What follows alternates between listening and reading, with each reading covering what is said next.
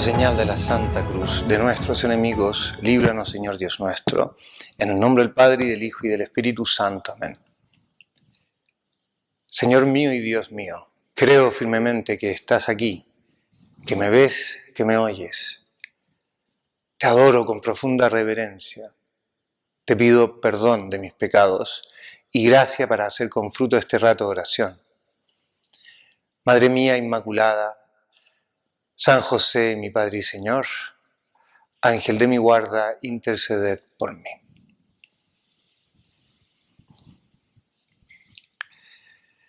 Llegamos a la 12ª estación del Vía Crucis, la muerte de Jesús en la cruz. No era de extrañar. Para una persona que cree que Jesús es Dios, por supuesto que a lo mejor podría pensar que esto no iba a ocurrir. Pero Jesús es perfecto hombre y lo había predicho.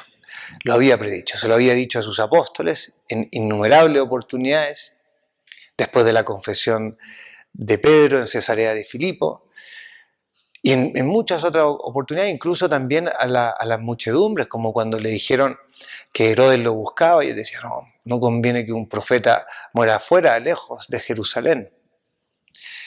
Jesús lo había predicho, y antes incluso, en lo inmediato, se lo había dicho al buen ladrón: hoy mismo estarás conmigo en el paraíso, haciendo ver que iba a morir. Y claro, la gente que estaba ahí, eso también es lo que, entre comillas, esperaba, no con la virtud de la esperanza, ni mucho menos, sino que lo que se podía esperar por los acontecimientos que se estaban sucediendo. Pero insisto en esto, ¿por qué? Porque una vez que las palabras de Jesús en la cruz mostraron que se estaban cumpliendo las profecías: tengo sed, mirarán al que traspasaron, no quebrantarán ninguno de sus huesos, se repartieron mis vestidos, todo esto que venía antes predicho en el Antiguo Testamento, y que ahora los doctores de la ley, conocedores de ellos, veían que se estaban verificando uno a uno. Más encima, cuando Jesús da una gran voz, un grito, y muere, inclinando la cabeza, entregó su espíritu, comprendieron que aquí había pasado algo que no debía ocurrir en sus categorías, porque nadie moría así. Incluso el que estaba a cargo, el soldado romano que estaba a cargo, dijo: en verdad este hombre era justo, porque morían de asfixia. Y el grito de Jesús, una vez más, nos muestra que nuestro Señor estaba Él entregando su vida. Se produce un oscurecimiento de toda la tierra, un terremoto, y cuenta el Evangelio que la gente que estaba ahí, esos que le injuriaban, que insultaban a Jesús, que movían la cabeza porque como burlándose de él también, se fueron golpeando el pecho. Mientras que a lo lejos, la Madre de Jesús, las santas mujeres, contemplaban la muerte del más santo, del más justo, de Jesús. Quiero sacar dos consideraciones de esta escena del Evangelio que acabamos de repetir, procurando mirar todo esto, adentrarnos como un personaje más, como enseñaba San José María, hacer oración con el Evangelio. Pensemos primero, aunque no nos guste, ¿no?, pero que nosotros somos uno de la muchedumbre. Quizá no hemos gritado, porque quizá nosotros estábamos ahí dudosos, como fuera, como sea. Pero también somos de aquellos que nos vamos golpeando el pecho, con una terrible compunción en nuestro corazón al ver que hemos negado a Jesús, al ver que no le hemos prestado nuestro apoyo, al darnos cuenta hoy que fueron nuestros pecados la causa de la pasión. Y se fueron golpeando el pecho. Me parece a mí que nosotros con esto podemos considerar lo que nos pasa cuando nosotros pecamos. A la hora del pecado, en esas tentaciones, en ese debatirse si lo hago o no lo hago, estamos nosotros como esas muchedumbres que estaban viendo a Jesús, incluso esperando un espectáculo. Dejad, no, a ver si viene Elías, a ver si pasaba algo extraordinario. Aprovechándose de lo que los demás hacían, un momento de risa, los soldados que jugaban. Así como cuando nosotros experimentamos la tentación, cavilamos en lo que nosotros vamos a hacer y no nos damos cuenta de la atrocidad que estamos a punto de cometer, sea un pecado mortal, sea un pecado venial. Porque claro, a lo mejor si un pecado mortal implica la muerte de Jesús, ¿no? Porque Jesús vino para abrirnos la posibilidad del cielo y un pecado mortal nos aleja de esa posibilidad. Los pecados veniales no, ¿de acuerdo? Pero es como un escupo, es como un insulto, no dan lo mismo. Por eso Santa Teresa de Jesús decía que estaba dispuesta a dar su vida antes de cometer un pecado mortal, y también incluso lo decía de pecar venialmente de manera deliberada, porque comprendía que siendo Jesús su amor, en quien creía, de quien todo lo esperaba, no quería ofenderlo en ningún caso. Entonces, mientras estamos cavilando a veces en la tentación, nos pasa todo, ¿no?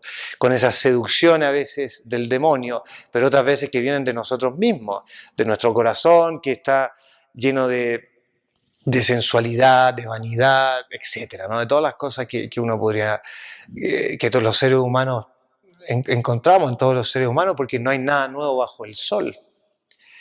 En esos momentos de seducción, de cavilación, no nos damos cuenta lo que significa y pecamos. Y después viene el arrepentimiento, que es un regalo de Dios muy grande, ¿no? La conciencia que nos hace ver lo que hemos hecho, después de que ya pasa el placer que a lo mejor se buscó, o la ventaja y viene el peso de la conciencia, y entonces se oye el grito de Jesús. Se oscurece la tierra, se oscurece nuestra vida. Hay un temblor, efectivamente, en nosotros, y nos golpeamos el pecho, quizá no físicamente, ¿no? Pero sí nos oprime este dolor. Y más cuando se está más cerca de Dios. Porque los santos tienen más luz. Y por eso se consideran pecadores. Y a lo mejor pecan menos que nosotros, que no somos santos, o que algunos de nosotros que no somos santos, y que también nos arrepentimos de nuestros pecados, pero ellos se consideran pecadores completamente. San Agustín lo decía: yo soy capaz de cometer los peores crímenes del peor criminal, si Dios me dejara de su gracia. Porque se da cuenta de su debilidad y que su fortaleza venía de Dios. Entonces saquemos experiencia, ¿no? Que la imagen de esta escena, Jesús muere en la cruz, ¿no? A causa de mis pecados. Si no podemos decir las personas de aquel entonces, si fue a causa de mis pecados, Jesús tenía ahí presente a toda la humanidad, a mí, a ti, con tus pecados. Y saquemos experiencia. ¿Y qué es lo que quiero decir cuando digo saquemos experiencia? No como para recordar, entonces yo soy como de la muchedumbre que se golpea. No, saquemos experiencia para decir, para que nos sirva el momento de la tentación, para evitar las ocasiones. ¿No? Esas personas que estaban ahí, ¿volverían a crucificar a Jesús después de ese grito, después de ver que se cumplían las escrituras, de que se rajó el templo? Pienso que sería difícil, es posible, sí. En cambio, nosotros a veces, una y otra vez, tropezamos con la misma piedra. Una y otra vez lo mismo, y volvemos a estar en la misma ocasión. Sabemos que si vamos a juntarnos con esas personas, más que hablar de determinados temas, lo que vamos a hacer es pelar. Entonces, para que me junte yo en otras circunstancias. Que si yo sé que en tal situación me expongo y ya he caído otras veces, ¿por qué me voy a volver a exponer? No, si ahora voy decidido que no. Pero ¿cómo me voy a exponer yo si yo sé lo que soy capaz de hacer? La pasión de Cristo. Que no sea un juego esto. Y sobre todo que no venga eso, total, después me confieso, porque eso ya significa la tibieza máxima. Hay bien porque eres frío, porque eres caliente, más porque eres tibio, te vomitaré de mi boca. Y a veces abusamos un poco de la confesión, es que es un regalo inmenso y ojalá que la aprovechemos mucho. Pero una cosa es pecar por debilidad y otra cosa es pecar por frescura. Una cosa es la sinceridad de vida y nuestras debilidades, y otra cosa es la mentira en nuestra vida, querer sacar el provecho a todas las cosas, que reclama una conversión, una madurez interior. Entonces, quiera Dios darnos esta gracia de la contrición verdadera, del arrepentimiento, tener las luces claras de lo que es nuestra vida, que no es un juego.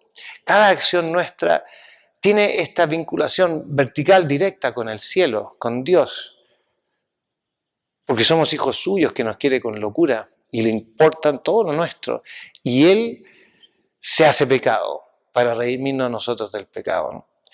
Es el arrepentimiento verdadero, el dolor verdadero, al ver la entrega de Jesús hasta el extremo. Por eso Jesús antes de morir dice, todo está consumado. Que con esto quiere reflejar sencillamente que ha llegado hasta el fin, hasta el extremo. Como dice San Juan, habiendo amado a los suyos, los amó hasta el extremo. Y la segunda consideración que quisiera que tuviésemos en esta meditación es que las santas mujeres estaban con San Juan viendo de lejos todo esto. Claro, pero ellas no se estaban golpeando el pecho. Ellos sufrían por la muerte de Jesús, pero a la vez podrían experimentar lo que dice la Sagrada Escritura, ¿no? Qué hermosa es la muerte de los justos, porque sus obras los acompañan.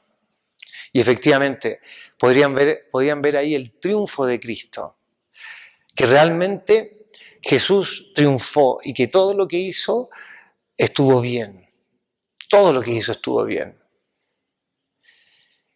Hoy, cuando nosotros vamos a un funeral, da gusto cuando las personas cuentan del fallecido, del difunto, esta vida de unión con Dios que tenía.